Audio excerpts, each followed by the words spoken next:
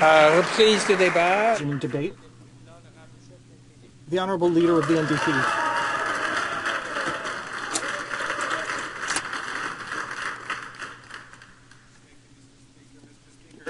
I rise today as Leader of Her Majesty's Loyal Opposition to indicate that the New Democratic Party of Canada will oppose Bill C-51.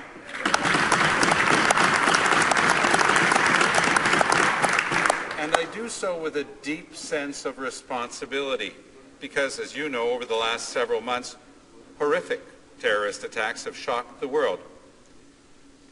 But at the same time, mourning those events has brought people together and strengthened our resolve to defend our way of life against cowardly attackers who seek to intimidate us and erode our freedoms. You see, Canadians came together in grief and defiance the day after the Parliament Hill shooting, pledging that violence would not, even for a day, halt the work of our democracy.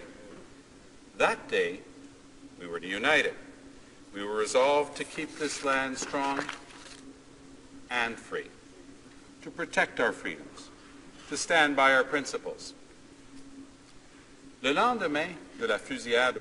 The day after the shootings at Parliament, it was important for us to state loud and clear that we had a duty to protect both our homes and our rights. Let us be clear.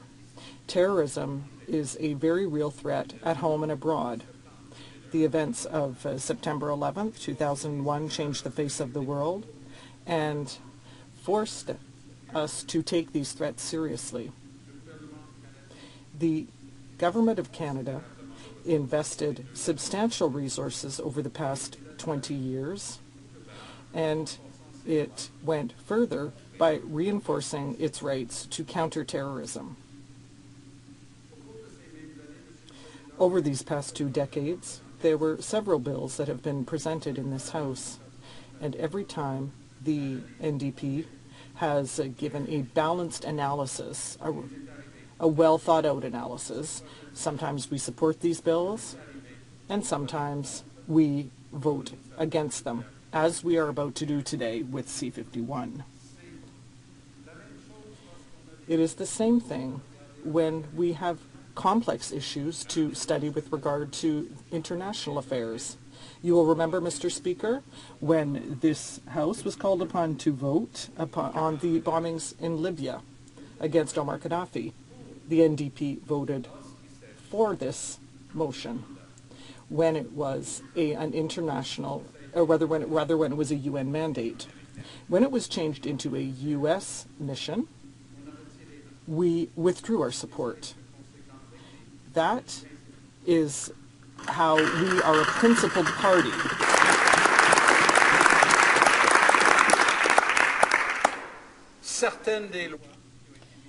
Some of the bills that have been implemented since 2001 work well. And this is part of some of our comments with regard to the government. It's as if these bills that seem to work well don't even exist. Think back to June 2006.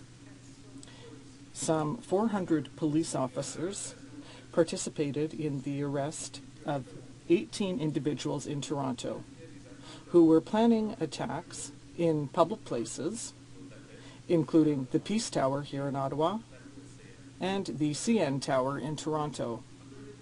In 2013, recently, because this is still in the news, the RCMP thwarted a conspiracy to attack a Via Rail train. Since the beginning of 2015 alone, police officers have brought charges against 6 individuals right here in the Ottawa area for having participated in terrorist group activities and facilitating these activities. Mr. Speaker, there are laws in place for that. The current system works. It is conclusive. It delivers results, and it works. In the opinion of the NDP, current legislation allows right now police officers and RCMP to do their work properly. Giving new legislative tools to them is not the only solution. First and foremost, we must ensure that our officers have the financial resources required to allow them to better enforce our laws. In fact, certain acts that have been adopted to counter terrorism have never been used by the police forces. But in any case, the NDP has always risen in this House to ask questions about each new bill at each legislative stage on the measures proposed by the government. Because the NDP believes that security and freedom are fundamental values that must be preserved at all costs.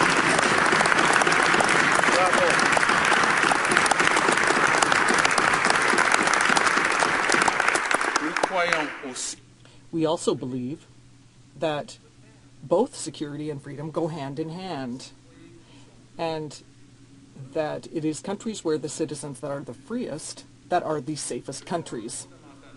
I fundamentally believe that the primary duty of any government is to ensure the security and safety of these citizens.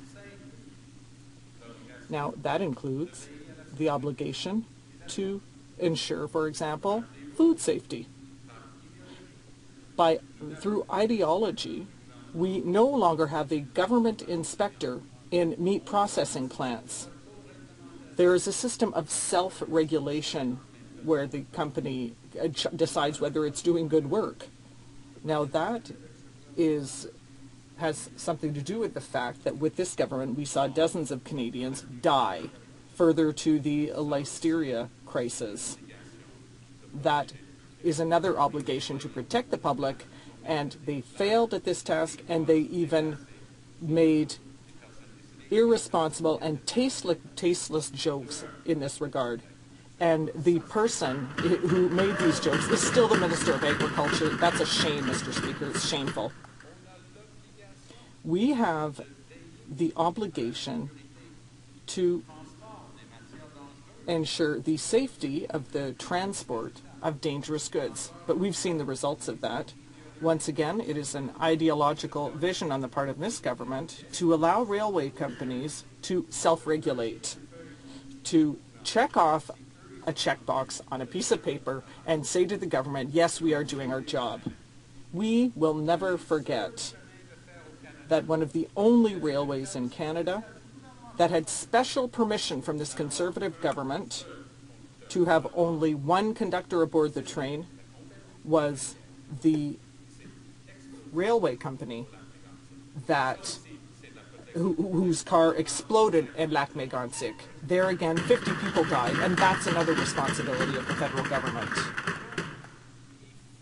So we must ensure that the public is safe in all spheres of activity.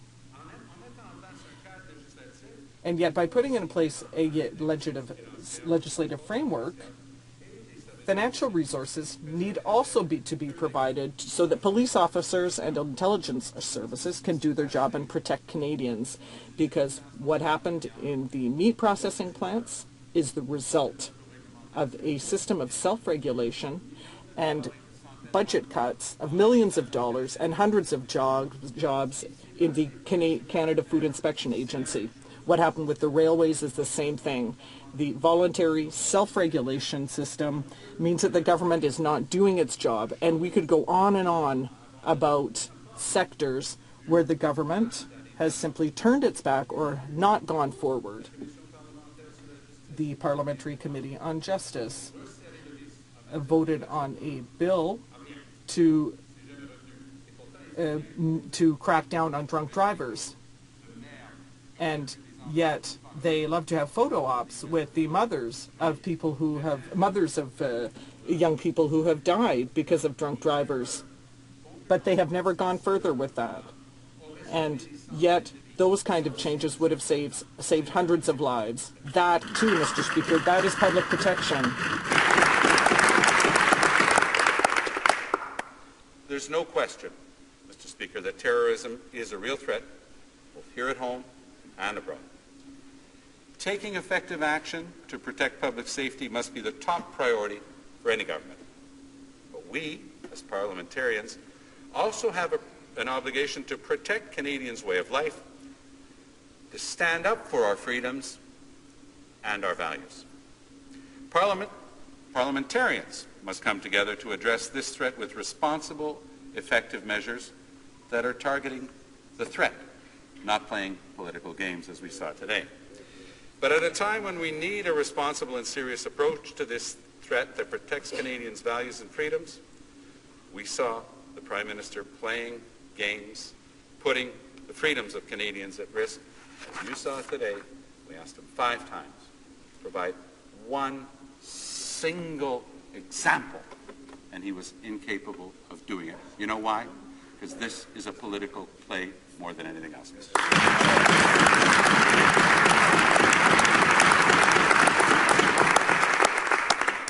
The Conservatives have even admitted it. They see the recent events, as one of their officials put it, as a, quote, strategic opportunity for them. So, Canadians are right to suspect that the Prime Minister's new anti-terror bill C-51 goes too far. L'équipe du NPD The NDP team analyzed and studied this bill inside and out and consulted with society stakeholders to determine whether the Conservatives' new approach was both effective in protecting Canadians and in protecting our civil liberties.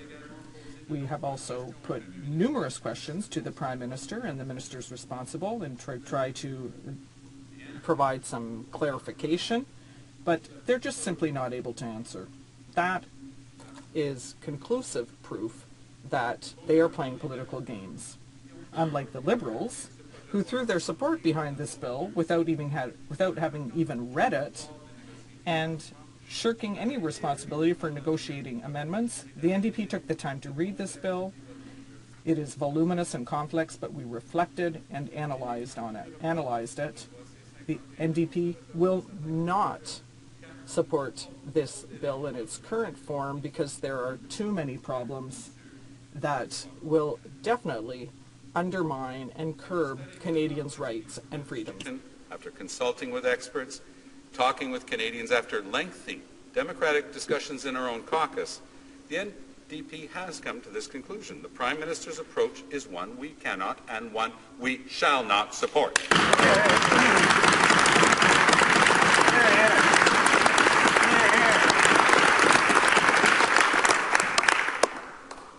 Bill C-51 is sweeping,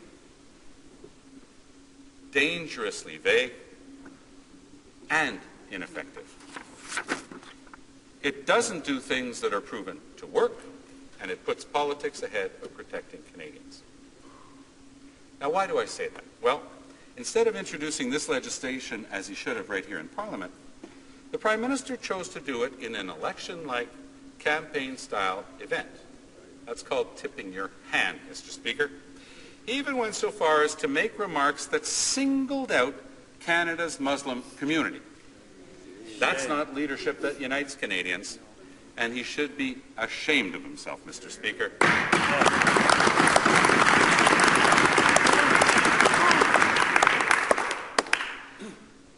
Canadians are being told by this Prime Minister that they need to choose between their security and their rights. That safety and freedom are somehow, in their minds, mutually exclusive. It's the classic Conservative political approach, not based on good policy, but entirely on what they see as good partisan politics. To drive wedges, to put one region against another, one community against another, to create false choices. Prime Minister, it is not the environment or the economy, it is both. It is not free trade or human rights, it is both. And it is not public safety or freedom, it is both.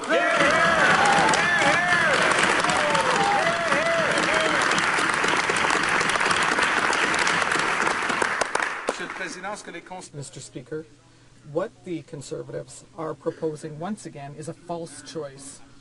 We should not have to choose between our freedom and our safety. We imperiously have the obligation to protect both all the time and in every single way for everyone. Nous pouvons avoir les deux. We can have both at the same time, and we must have both at the same time. And you know what, Mr. Speaker? We are convinced that we are able to preserve both. To put forward concrete measures to make Canadians safer and protect our freedoms.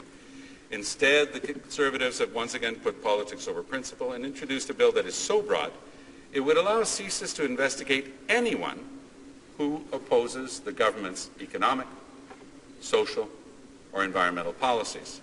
C-51 proposes to give CSIS a sweeping new mandate to, quote, disrupt, unquote, the activities of people or groups it doesn't like, that it believes it poses any kind of threat under any of those chapters. What's happened to the rule of law in our country, Mr. Speaker? Here, here. We've been asking the Minister for Public Safety to explain what that means. He has been entirely incapable. Neither he, nor his officials, nor the Prime Minister for that matter, have been willing or able to describe what activities this new mandate would cover. Again, Mr. Speaker, anyone who was here today at question period saw what happened. A Prime Minister wholly incapable of providing a single example of what this bill was supposed to correct as mischief. That's because it is a political ploy.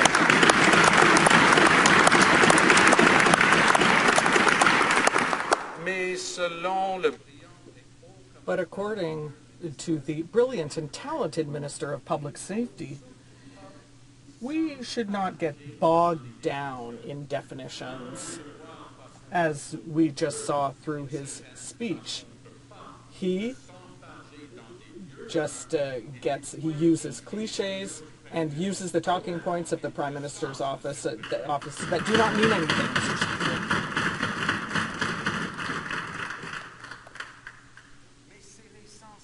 But that is the very essence of the rule of law.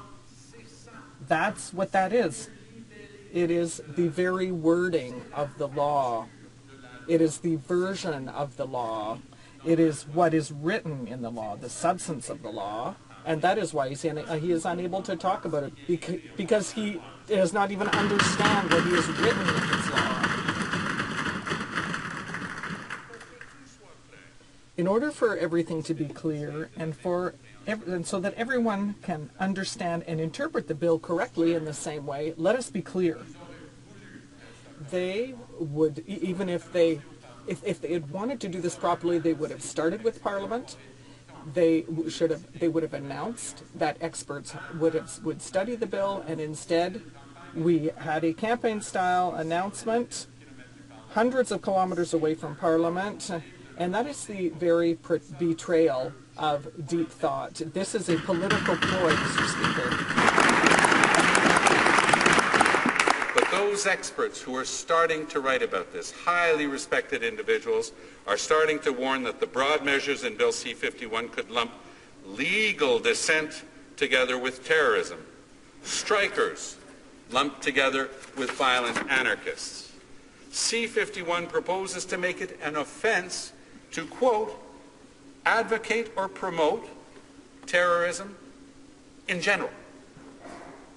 In general.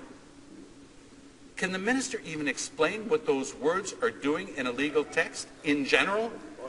Canada already has strong laws that make it an offense to incite a terrorist act.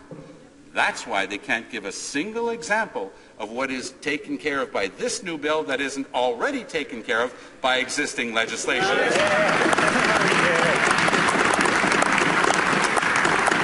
Those same experts, and we're seeing more and more of their papers appear, are saying that the language in this new provision is so vague and so open-ended that it could vastly expand the kind of statements that could get a Canadian arrested.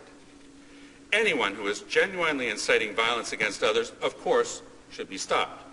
But we need measures that keep Canadians safe without eroding our fundamental freedoms. Lorsqu'un gouvernement joue avec la... When a government plays with fear, that should be the title of this government, the government of fear. When a government toys with people's fear and they toy with their emotions after a tragedy, the risks are higher that we shall find ourselves abusing of the situation. Like many Quebecers, I remember the arrest and abusive detention of hundreds of innocents when the Liberal Party of Canada under Trudeau adopted the Law War Measures Act during the October crisis. And at the time, despite the criticisms, the NDP had the courage of its convictions and stood up. It opposed this attack on the rights and freedoms of all Canadians, Mr. Speaker.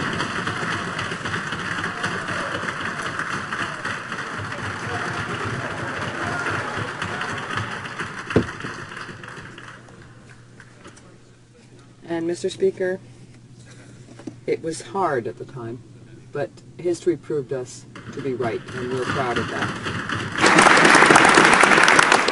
C'est le rôle de...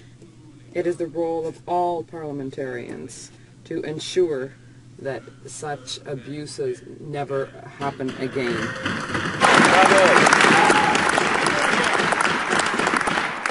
Ceux qui n'apprennent pas des erreurs. Those who don't learn from the errors of the past are condemned to repeating them, and that's what we're seeing today. Significant new powers to CSIS without addressing serious deficiencies in oversight.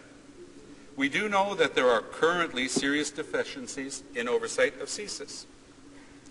The last report of the Under-Resourced Security Intelligence Review Committee found that CSIS is, quote, seriously misleading the committee in one investigation after another, and faced difficulties, that's their term, and significant delays in getting information about the spy agency's activities.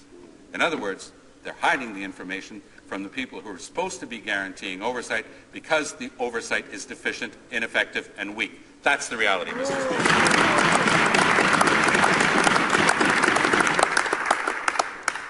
That's before the enhanced responsibilities. It's already problematic. Nous sommes préoccupés par...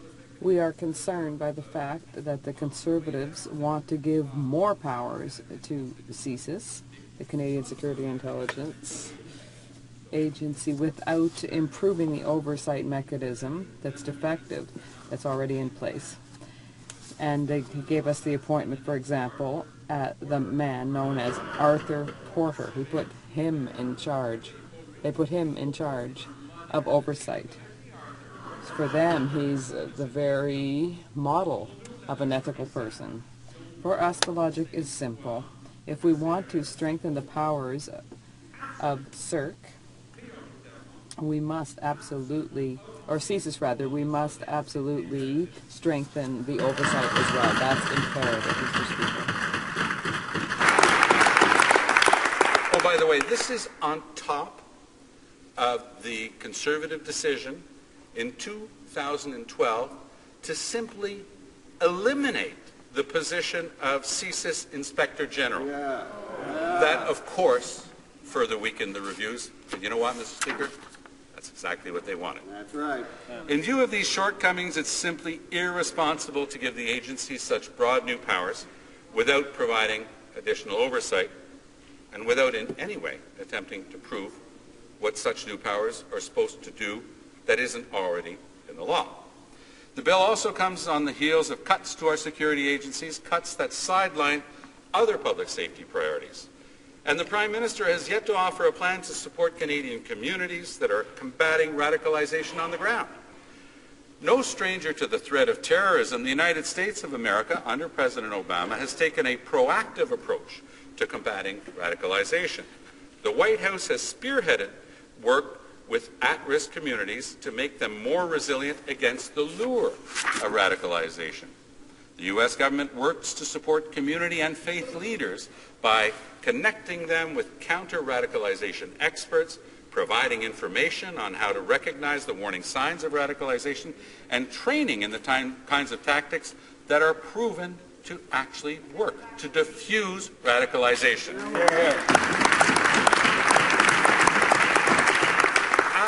Absolutely none of this is being done in Canada by the Conservatives. In fact, the Conservatives have chosen a very different approach. For example, the RCMP plan to work with communities to counter violent extremism has sat on the drawing board for years. Why? Doesn't suit their purpose. Meanwhile, the Prime Minister has cut the budgets of both the RCMP and CSIS, and top officials have testified that they do not have the resources to monitor terrorism suspects and keep fully funding other areas of their policing. Why? Because they prefer to talk about it more than they do anything about it.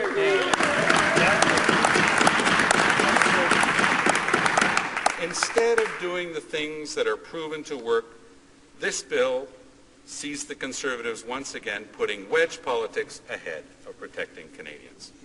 Le projet de loi C-5. Bill C-51 says nothing about one component that we consider to be critical if we want to attack the very roots of terrorism. Canada must have a strategy to fight radicalization that is occurring here, at home. We want there to be more measures to help communities, and that is what they are asking for. They are asking us to do this important work of education. By radicalization, terrorism, and attacks by disturbed lone wolves merits a real debate.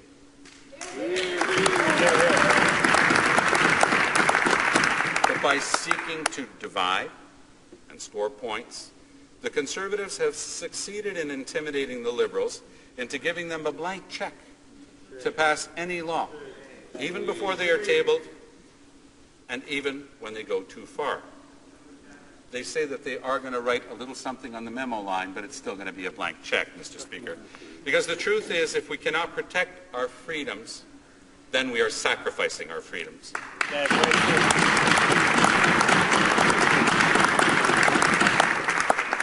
Freedom and public safety have to go hand in hand. We will hold true to our principles and oppose this overreaching legislation. Our rights and freedoms define our Canadian way of life.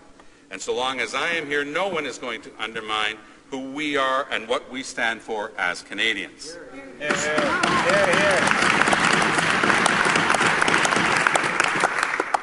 So in coming days, in coming weeks, and in coming months, we urge the government to resist their normal urge to try to railroad legislation through. They have broken all records for using the guillotine to pass things faster. They've used time allocation and closure more than any other government in the history of Canada. But there are a few things that we've ever looked at in this House that are more important than we're looking at right now. It deserves serious analysis. It deserves the time to hear the experts who have a lot to bring to this debate. We will be proposing amendments, and we hope the government will listen to our proposals at their merit and listen to the experts who come to committee, Mr. Speaker. And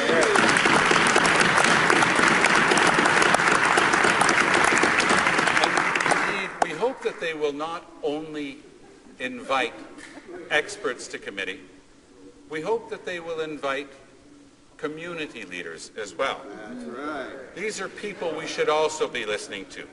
These are people on the front lines who often have to deal with young people who are facing the siren song of radicalization. We should be listening to them, and we should be putting in place the types of solutions that they'll be talking to us about.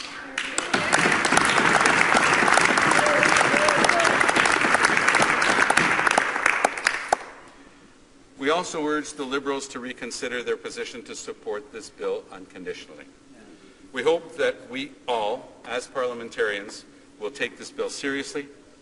Here I want to salute the leader of the Green Party, who has also raised serious concerns about Bill C-51.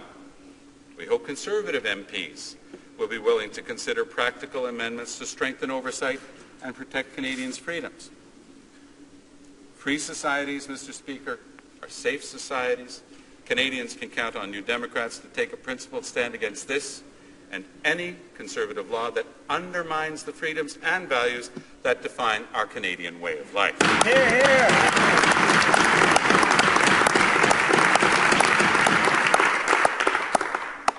It comes comme je l'ai dit au Premier ministre, And as I said to the Prime Minister the day after the shooting here in Ottawa, when I asked him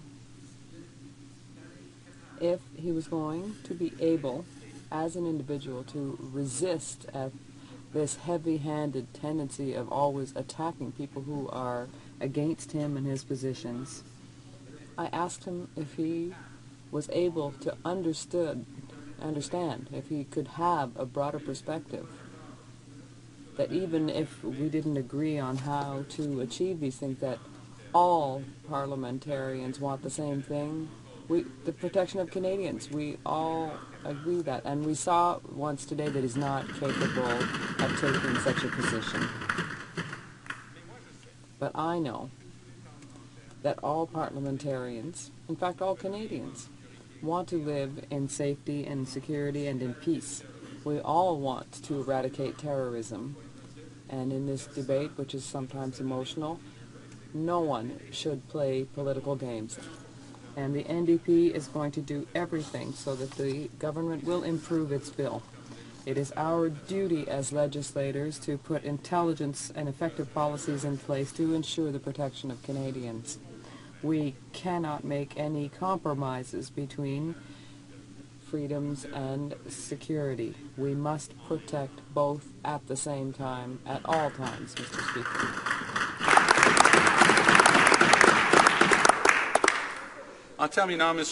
In conclusion, Mr. Speaker, let's just say the following, that if we do not stand up to fear, it will be those who terrorize us who will claim victory.